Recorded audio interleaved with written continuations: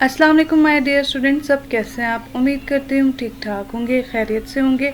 आज हमने बीएड के course code 8601 general method of teaching में रोल ऑफ टीचर के बारे में बताना है कि what is the role of teacher, और उसको हमने कंप्लीट एक्सप्लेन करना है। So let's get started.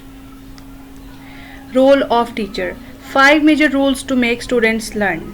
5 major rules ऐसे हैं जिससे आप स्टूडेंट को काम याद करवा सकते हैं या स्टूडेंट को कुछ सिखा सकते हैं as a subject matter expert. ये पॉइंट हमने पहले भी थोड़ा सा पढ़ा हुआ है, सो थोड़ा सा इसको हम एक्सप्लेन कर देते हैं।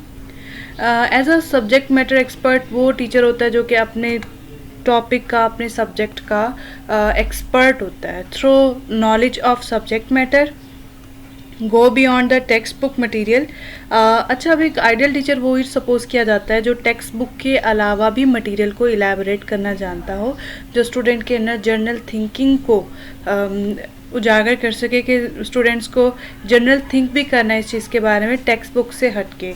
It develops important and original thoughts on the subjects method. और जो एक टीचर है उसका रोल ये भी है कि वो अपने स्टूडेंट को जनरली थॉट भी दिलाता है इम्पॉर्टेंट और ओरिजिनल थाट्स की तरफ सब्जेक्ट के मुताबिक। Tackle issues related to the discipline on the basis of their knowledge. एक बेस्ट टीचर वही होता है जो अपने स्टूडेंट को टैकल करना सिखाए इश्यूज़ के साथ मुख्तलिफ डिसिप्लिन से, on the basis of their knowledge, अपने नॉलेज के बिहाफ पे, नॉट जस्ट लाइक के ये हो गया तो ये हो जाएगा, not like that. On proper kind of knowledge provide करे अपने स्टूडेंट को और उसके अंदर वो थाट्स और वो नॉलेज डेवलप करे जिससे वो स्टूडेंट अपनी प्रॉब्लम्स को टैकल कर सके। Next slide. As a pedagogical expert, ठीक है। अब कहीं कहीं पे ये जी जो है वो साइलेंट पढ़ा जाता है और कहीं कहीं पे इसको पढ़ा जाता है। सो बेसिकली इसका काम क्या है? It guide student according to the mental level. अब स्टूडेंट के मेंटल लेवल को देखते हुए टीचर अपनी बात को स्टूडेंट तक पहुंचाता है। It achieve learning goals, overcome difficulties on understanding, guide student through problem solving skill and provide feedbacks. अब डिफरेंट स्टूडेंट के क्लास है, उसके अंदर डिफरेंट काइंड ऑफ स्टूडेंट्स मौजूद हैं और उनके अंदर डिफरेंट एबिलिटीज़ हैं, डिफरेंट आईक्यू लेवल है उनका। तो टीचर जो है वो इस बात को मद्देनज़र रखता है कि किस स्टूडेंट का आईक्यू लेवल कितना है, वो कितनी देर तक इस बात को प्रोपागेट कर सकता है, समझ सकता है अपने थॉट्स को। सो उनको उस हिसाब से टीचर को सिखाना पड़ता है और स्टूडेंट्स की डिफ़िकल्टीज़ को ओवरकम करवाना, कि स्टूडेंट को अगर किसी तरह से किसी सब्जेक्ट में किसी टॉपिक के अंदर इशू आ रहा है तो उसको डिफ़िकल्टी को ओवरकम करवाना। और अपनी अंडरस्टैंडिंग को भी टीचर को मॉडिफाई करना चाहिए। उसके बाद है guide student through problem solving skills के थ्रू भी स्टूडेंट को गाइड किया जा सकता है और स्टूडेंट के फीडबैक्स लेके भी प्रॉब्लम को सॉल्व करवाया जा सकता है।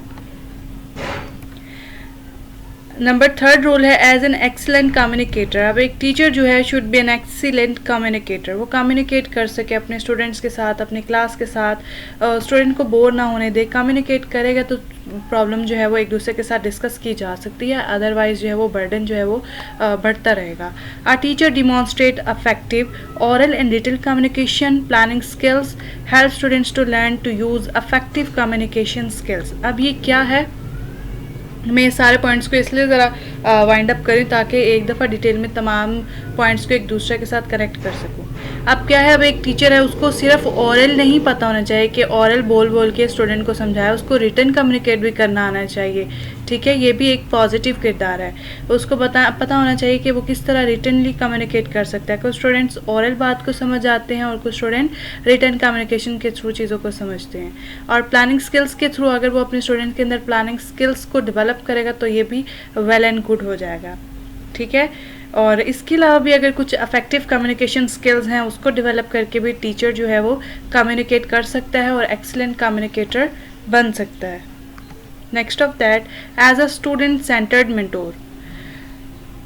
अब स्टूडेंट सेंटर्ड मेंटोर से क्या मुराद है कि टीचर को इस तरह से होना चाहिए कि स्टूडेंट फील करे कि ये मेरे मेंटोर हैं। Teacher is kind of ideal personality that student feel that he or she is my mentor. So a teacher tries to encourage student. अगर कोई स्टूडेंट अपना काम नहीं करके आ रहा है या उसको कोई इशू है या उससे कोई काम नहीं हो रहा और वो डिस्कस कर रहा है टीचर से, तो टीचर को ऑन दैट बिहाफ स्टूडेंट को इनकरेज करना चाहिए, ना कि उसको डीमोटिवेट और डांटना चाहिए। ठीक है, एक हद तक टीचर उसको पहले इनकरेज करे और ये पता चल जाता है टीचर को कि ये स्टूडेंट जो है इसके अंदर इनकरेजमेंट को इसको ज़रूरत है और वो ओवरकम कर लेगा। It encourages student participation.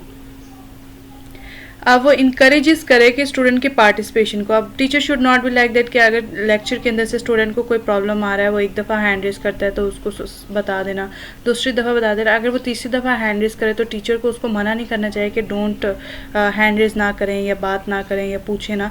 इस तरह से स्टूडेंट के अंदर से इंकरेजमेंट ख़त्म हो जाती है।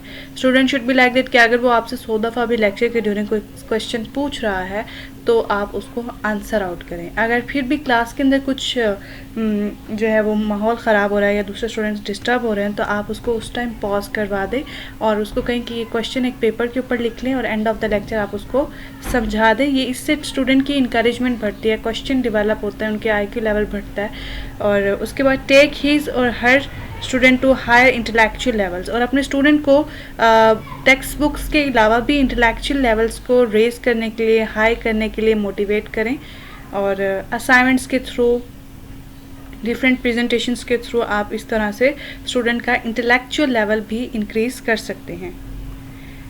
Rule number 5, as a systematic and continual assessors. Systematic and continual assessor से क्या मुराद है? असेसर बेसिकली उस चीज़ को कहते हैं जो आपको दस्तयाब हो 24 आवर्स। ठीक है, कोशिश करें, वैसे हो तो पॉसिबल नहीं है कि 24 आवर्स, क्योंकि पर्सनल लाइफ भी होती है, बट असेसर ये कहते हैं कि अगर सिस्टमैटिकली आपका स्टूडेंट आपसे कांटेक्ट करने की कोशिश करे तो आप उसको असेस्ड हो उस टाइम पे। Student outcome assessment in order to improve students learning by assessment, assessment के थ्रू एंड फीडबैक के थ्रू। अब असेसर का लफ्ज़ यहाँ पे दस्तयाब होने के लिए भी, अवेलेबिलिटी के लिए भी हो सकता है, और असेसर के यहाँ पे जो वर्ड है उसका मतलब आप असेसमेंट के तौर पे भी लिख सकते हैं कि जांच पड़ताल के सिलसिले में भी आप इसको देख सकते हैं। स्टूडेंट की इम्प्रूवमेंट करें किस तरह से? लर्निंग बाय असेसमेंट करके और फीडबैक देके। जब आप उसकी असेसमेंट करेंगे, उसको चेकआउट करेंगे, तभी आप उसको फीडबैक से दे सकेंगे, either positive feedback, negative feedback, या फिर आप उसको ये भी कह सकते हैं कि आपको भी इसके ऊपर हार्ड वर्क करने की ज़रूरत है। Keep the class material fresh and new. अब क्लास के अंदर जो मटेरियल है उसको आप फ्रेश रखें और न्यू। अब मटेरियल से मुराद सिर्फ क्लास के सराउंडिंग्स नहीं है कि टेबल, चेयर और ये दिस एंड दैट। इस चीज़ के अलावा भी आप अपने जो आपने मटेरियल प्रोवाइड करना है स्टूडेंट को, आपका लेक्चर वो भी फ्रेश होना चाहिए और न्यू होना चाहिए, उसके अंदर कुछ ना कुछ चेंजिंग आपको कर देनी चाहिए। नेक्स्ट ऑफ दैट, यहाँ पे rules and responsibility of the head teachers आ गया। अब जाहिर है मेन टीचर्स के अलावा कुछ हेड टीचर्स भी होते हैं जो कि एक किसी भी इदारे को देख रहे होते हैं, उनके हेड होते हैं। उनके क्या क्या रोल्स एंड रिस्पॉन्सिबिलिटीज़ हो सकते हैं? एक तो उनका सबसे बड़ा रोल जो है वो है मैनेजमेंट। अपनी क्लास का, अपने डिपार्टमेंट का उसकी जो रिस्पॉन्सिबिलिटी है वो हेड टीचर के ऊपर होती है। उसको जितना बेहतर तरीके से मैनेज किया जा सकता है वो उनकी ज़िम्मेदारी है। एडमिनिस्ट्रेटर, ये बहुत ही एक डिफ़िकल्ट और बहुत ही एक रिस्पॉन्सिबिलिटी है, क्योंकि एडमिनिस्ट्रेशन के अंदर आपके कोई एडमिशन्स हो सकते हैं स्टूडेंट को रिगार्डिंग, हेल्पिंग डेस्क हो सकता है जो कि स्टूडेंट की प्रॉब्लम्स को, उनके मसाइल को सुन सके, और उसके अलावा अगर उनको किसी कोर्स से रिलेटेड कोई इन्फॉर्मेशन चाहिए तो वो भी एडमिनिस्ट्रेटर का काम है। लीडर होना चाहिए जो फीडबैक दे सके और लीडर तक आप बात पहुंचाए और वो आपकी प्रॉब्लम्स को सॉल्व कर सके। कुछ एजुकेटर्स भी होने चाहिए रिस्पॉन्सिबिलिटीज़ ऑफ हेड टीचर्स के अंदर। एजुकेटर्स भी इंक्लूड होना चाहिए, उनको पता होना चाहिए सब्जेक्ट स्पेशलाइजेशन के हिसाब से कि किस तरह से स्टूडेंट को एजुकेट करना चाहिए। और कुछ इनोवेटर्स भी होने चाहिए। इनोवेटर्स उनको कहते हैं बेसिकली जो कि प्लान्स को इनोवेट करते हैं, रीन्यू करते हैं, उनके ऊपर चेक एंड बैलेंस रखते हैं, जिस तरह से इनोवेशन मज़ीद किस तरह से हो सकती है। सो आज का लेक्चर था हमारा यहीं तक। उम्मीद करती हूँ आप लोगों को कुछ ना कुछ बात समझने के लिए मिली होगी, और अगर आपको कोई चीज़ इसमें समझ आई है तो आपने वीडियो को लाइक कर देना है, चैनल को सब्सक्राइब कर देना है। So let's goodbye and Allah हाफिज़ टू ऑल ऑफ़ यू।